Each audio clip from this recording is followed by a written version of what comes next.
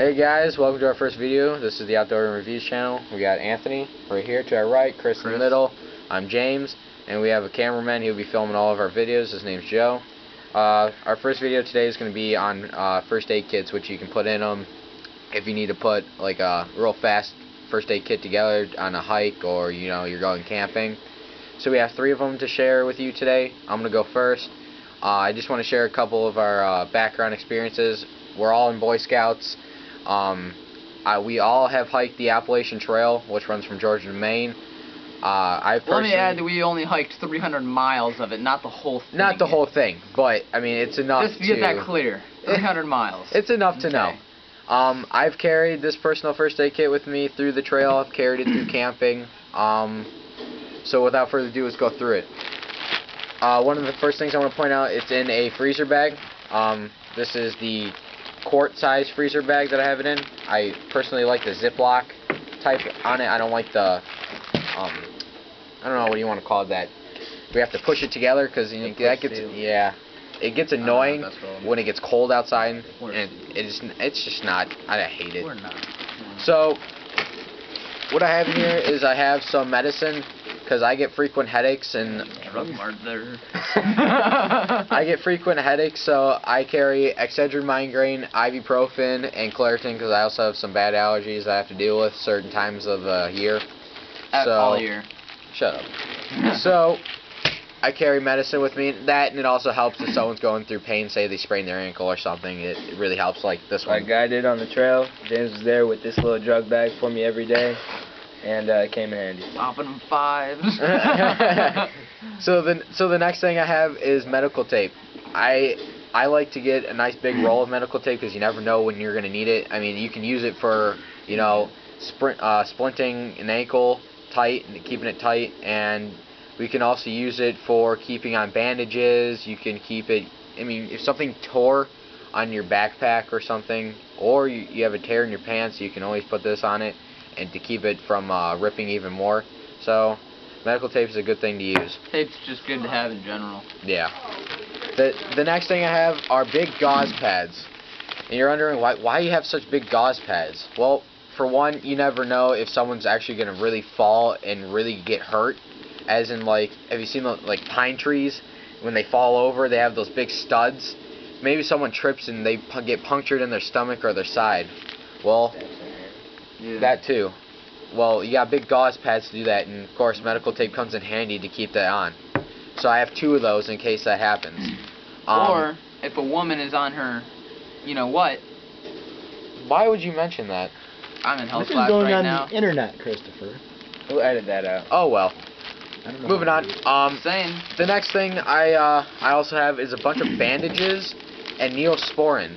Keep Neosporin so you don't have an infection that breaks out, and it also keeps the wound clean. Along with that, I also have alcohol swabs. You want to keep that for well, in case you get a cut, you want to clean it out before you put the Neosporin on. So that's why I have alcohol swabs. And then I also have different bandages. I have a range from smaller bandages to larger bandages because you don't know what you're going to deal with if you're hiking or camping. So I carry a range of sizes.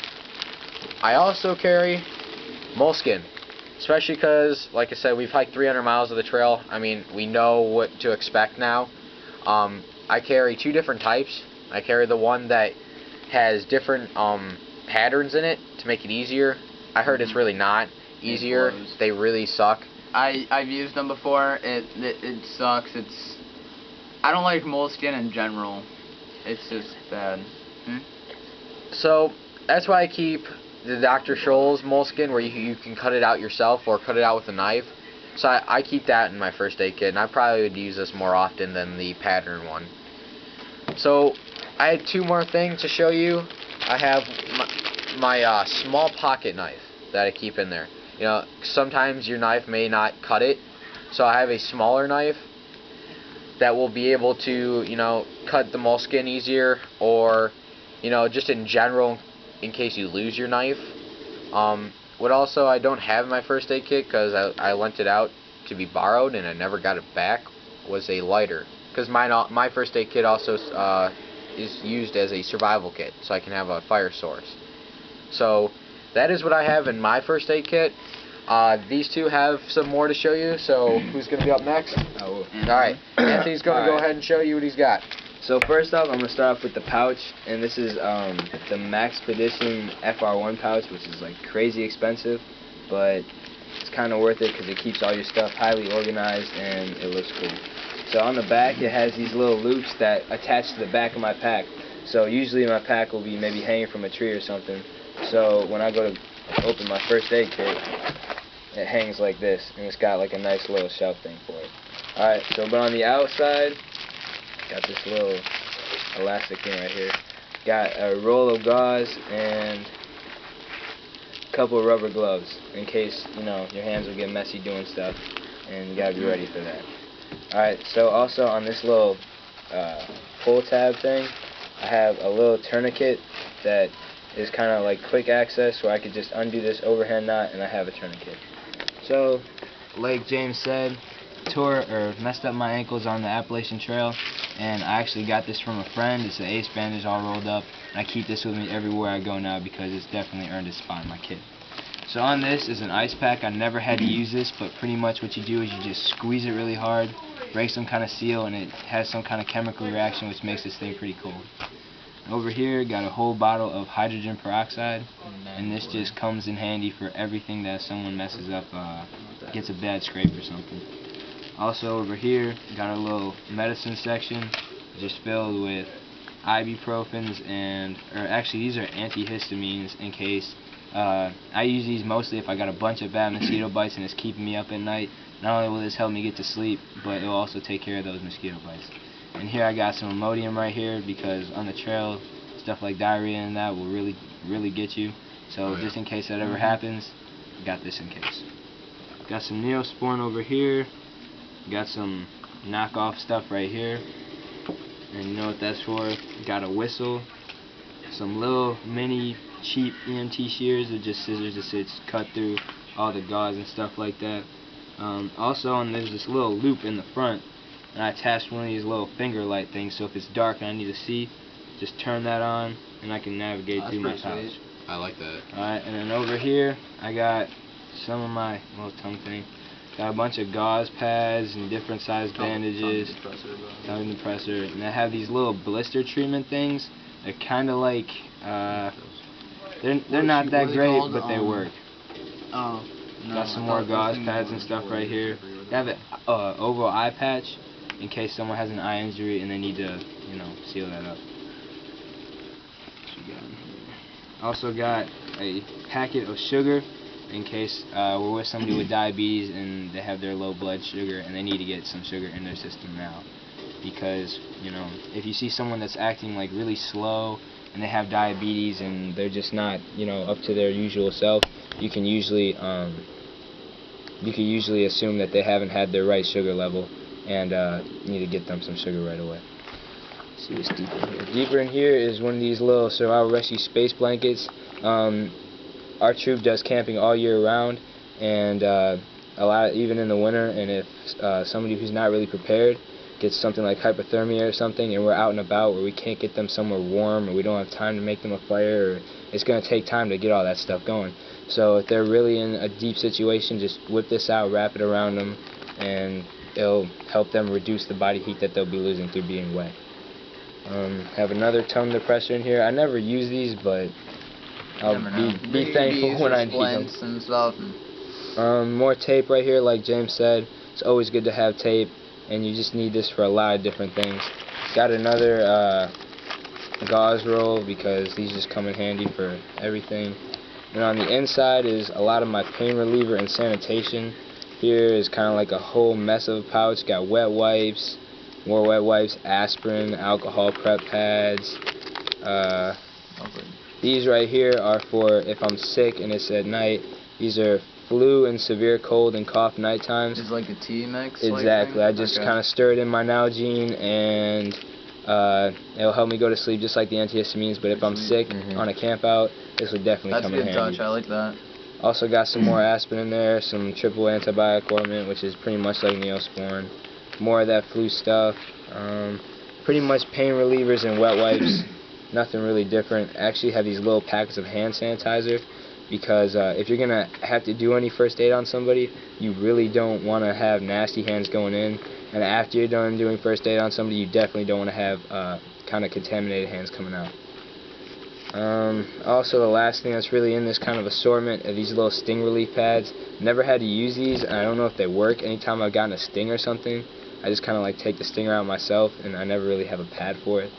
And the last things in here are just regular Band-Aids, and this one's a butterfly Band-Aid for sealing up those crazy ones. Now these things right here are these little like sanitation Q-tips, and right there, that little line right there, all you do is bust that off, and all the air pushes the juice kind of stuff into that tip, and you just rub it all over the affected area. Alright, so that's pretty much it with my first aid kit. Move on to Chris's now. Alright, just keep in mind what makes mine different from Anthony's is his is more for stationary camping and for like weekends or weeks. Mine's more of a hiking first aid kit, so I'm a lot lighter and I have just enough to get me through a situation to get home.